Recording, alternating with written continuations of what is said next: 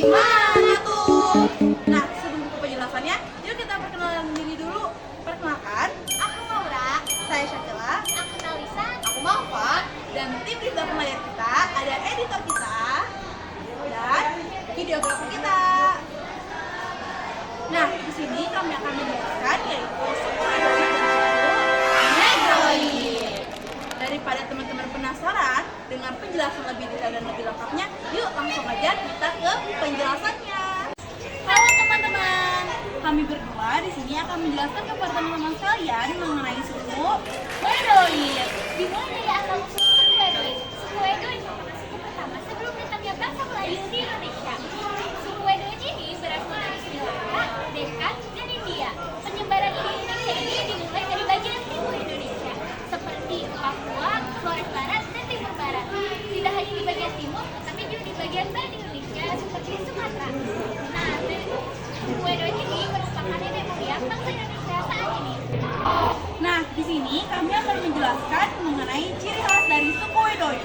Ciri khas suku Edoid yaitu pertama hidup di zaman Batu Lama, yang dimana di zaman Batu Lama ini berarti suku Edoid masih berpindah-pindah tempat, masih berburu, masih meramal, dan bahkan sangat bergantung sekali loh dengan hasil alam.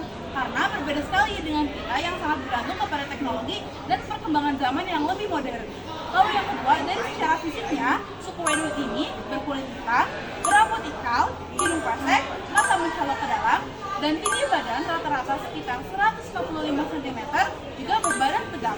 Lalu yang ketiga, yaitu suku Edoid ini cukup lambat dan sulit menerima perkembangan zaman.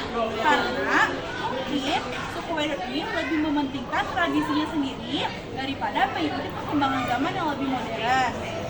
Cara kita hidup suku Edoid ini dengan cara mengumpulkan hasil hutan dan kebudayaan yang sederhana. Oleh sebab itulah, suku Edoid ini sulit sekali beradaptasi dengan masyarakat modern. Nah, selanjutnya, mengapa sih teman-teman sekalian sepertinya jarang melihat suku Edoid di Indonesia, atau bahkan jarang sekali loh ada yang menjelaskan mengenai suku Edoid ini? Karena ada beberapa faktor yang mempengaruhi hal tersebut. Pertama, faktor urbanisasi. Yang kedua, faktor perubahan gaya hidup. Karena seperti yang sudah dijelaskan tadi, suku Edoid lebih mementingkan tradisinya dan kebudayaannya yang sedari dulu daripada perubahan zaman yang lebih pesat seperti kita, lebih modern dan lebih fashionable. Nah, mungkin segitu saja penjelasan mengenai suku Edoid dari kelompok kami. Selanjutnya yaitu suku Negroid yang akan disampaikan oleh rekan kita. Halo guys, balik lagi nih sama kita berdua. Kok balik lagi? Jadi di sini kita berdua bakalan menjelaskan poin nomor 2, yaitu suku Negroid. Nah, untuk poin pertama sendiri ada asal usulnya. Asal usulnya yaitu kata Negro sendiri digunakan oleh orang Eropa untuk mengkategorikan orang-orang Afrika Sub-Sahara. Di Indonesia, suku Negroid tersebar luas di Papua. Selain karena faktor genetik, awal mula kulit suku Negroid disebabkan oleh panas yang berkepanjangan. Kalian tahu gak sih apa aja ciri khas dari suku Negroid? Yang pertama, memiliki warna kulit yang berwarna hitam, rambut keriting berwarna hitam, mata yang memiliki kelopak yang lurus, dan memiliki bibir tebal. Lalu ada pun cara bertahan hidup dari suku-suku Negroid yang akan dijelaskan oleh Maura. Cara bertahan hidupnya mereka dengan mengandalkan ilmu pengetahuan yang mereka miliki, dan mereka juga mempunyai keahlian memburu dan mengaruh. Alasan mengapa suku Negroid sudah susah ditemukan dikarenakan kata Negroid sendiri sudah diganti menjadi kata Afrika, dan untuk Indonesia sendiri sudah diganti dengan kata Jawa. Nah, teman-teman, segitu dulu yang bisa kami jelasin. Nanti bakal ada kesimpulan dari kita berempat.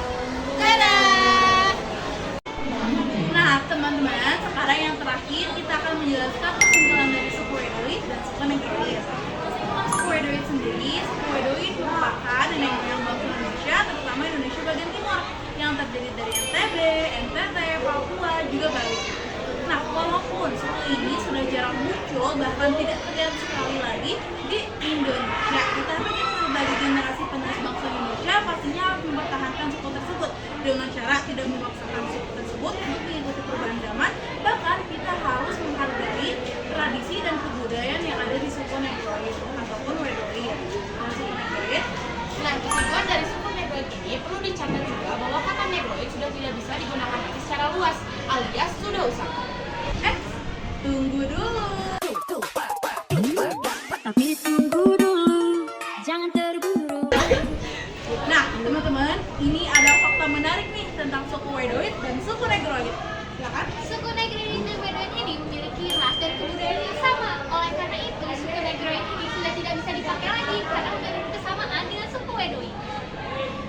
itu deh penjelasan dari kami. Semoga bermanfaat. Mohon diambil manfaat baiknya dan dibuang yang buruknya. Terima kasih. Sampai jumpa lagi.